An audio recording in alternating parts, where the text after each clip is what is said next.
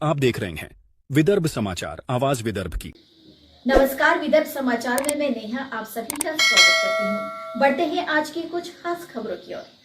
राज्य में अनुकंपा और सीधी सेवा भर्ती की नौकरियों का मुद्दा कई वर्षों से लंबित था। मुख्यमंत्री देवेंद्र फडणवीस ने इस अवधारणा के साथ एक रणनीति का निर्णय लिया है कि इन परिवारों को आर्थिक और भावनात्मक सहारा देना सरकार की जिम्मेदारी है। इसलिए आज पूरे राज्य में एक साथ अनुकंपा और सीधी सेवा भर्ती के उम्मीदवारों को नियुक्ति पत्र प्रदान किए जा रहे हैं। आखिरकार नौकरी आजीविका का एक साधन और परिवार के लिए बहुत बड़ा सहारा है। ऐसा राज्य के आदिवासी विकास मंत्री और चंद्रपुर जिले के पालक मंत्री डॉक्टर अशोक उइके ने कहा। वे प्रियदर्शनी इंदिरा गांधी सांस्कृतिक भवन में जिला प्रशासन की ओर से अनुकंपा और सीधी सेवा भर्ती के उम्मीदवारों को नियुक्ति आदेश वितरित करते हुए बोल रहे थे। राज्य के मुख्यमंत्री देवेंद्र फडणवीस ने रोजगार प्रदान करने की अवधारणा प्रस्तुत की और प्रशासन ने इस पर तत्काल कार्यवाही करते हुए नियुक्ति पत्र जारी करने की योजना बनाई।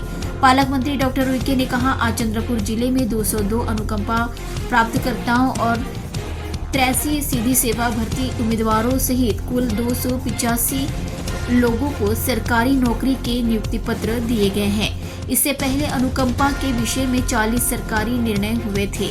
मुख्यमंत्री देवेंद्र फडणवीस ने इन सभी सरकारी निर्णयों को मिलाकर अनुकंपा के संबंध में एक सरल नीति तैयार करने के लिए एक अभिनव अवधारणा प्रस्तुत की। इसलिए आज कई परिवारों को सरकारी नौकरी का सहारा मिला है।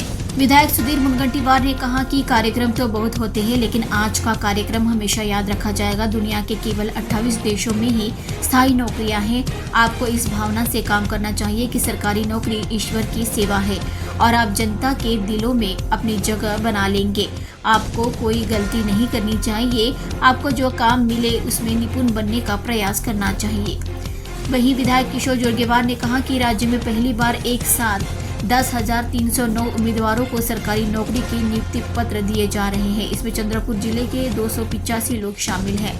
विधायक जोरगेवार ने कहा कि जिले के सभी अधिकारी, कर्मचारी और नवनियुक्त उम्मीदवार चंद्रपुर का नाम रोशन करें। सरकार ने यह भर्ती बहुत ही पारदर्शी तरीके से की है। अधिकारियों कर्मचारियों के प्रयासों से चंद्रपुर जिला आगे रहेगा। उन्होंने सरकारी नौकरी में शामिल होने वाले उम्मीदवारों से कई नई चीजें सीखने की भी अपील की। महाराष्ट्राचे मुख्यमंत्री देवेंद्रजी फडणवीस यांच्या नेतृत्वात आज महाराष्ट्रामध्ये रोजगार मेळावा आयोजित केला होता। त्या रोजगार मेळाव्याच्या निमित्तानं चंद्रपूर जिल्ह्यामध्ये आज रोजगार मेळावा आम्ही घेतला।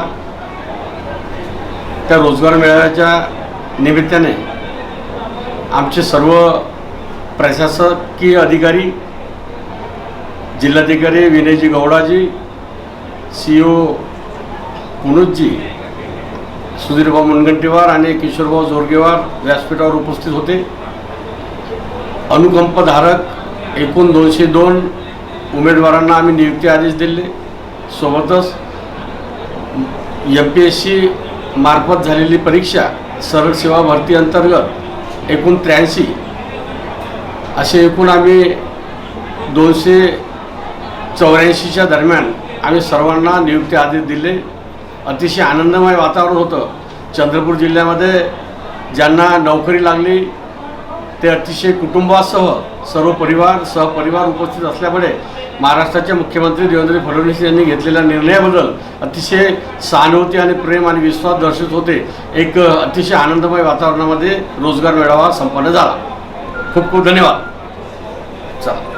कांग्रेस के जिला अध्यक्ष और पूर्व विधायक सुभाष धोटे ने कहा कि किसानों, खेतीहर मजदूरों, शिक्षित बेरोजगारों, बेसहारा लोगों और आम जनता को धोखा देकर सत्ता में आई महायुति सरकार को सबक सिखाने का समय आ गया है। उन्होंने जन आक्रोश मोर्चा में आरोप लगाया कि चुनाव से पहले कर्ज माफी का वादा करके सत्ता में आई सरकार किसानों की जरूरतें पूरी करने में आनाकानी कर रही है। राजूकड़ा तालुका कांग्रेस और कांग्रेस के सभी अग्रणी संगठनों द्वारा आयोजित इस महामोर्चा में हजारों किसान, खेतीहर मजदूर और नागरिक शामिल हुए।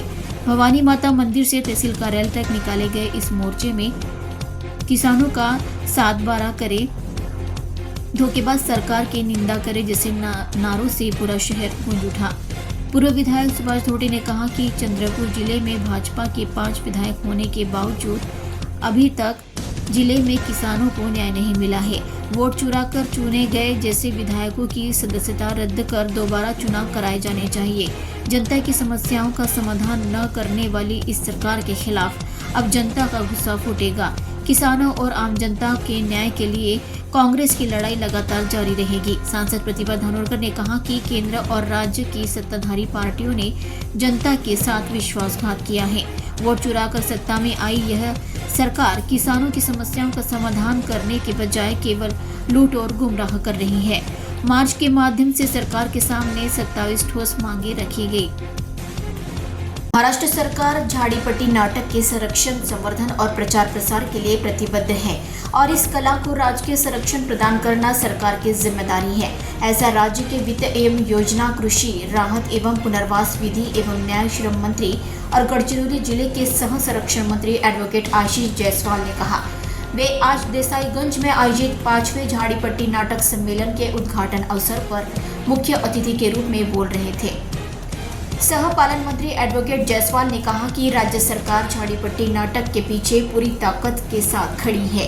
टीवी और मोबाइल की इस डिजिटल दुनिया में भी गढ़चिरौली के झाड़ीपट्टी के गौरव को बचाए रखना हम सबकी सामूहिक जिम्मेदारी है। सरकार इसके लिए पूरी तरह प्रतिबद्ध है। उन्होंने बताया कि जिला योजना समिति ने सम्मेलन के लिए 10 लाख रुपए की निधि स्वीकृत की है।